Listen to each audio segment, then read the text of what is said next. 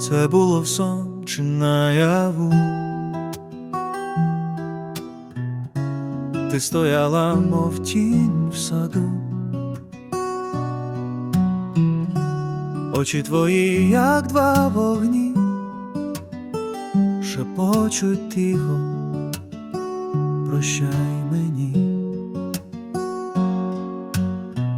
Я не встиг і слова сказати,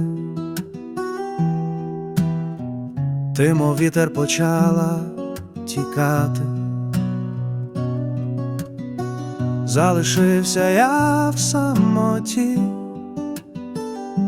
твої кроки зникли в темноті.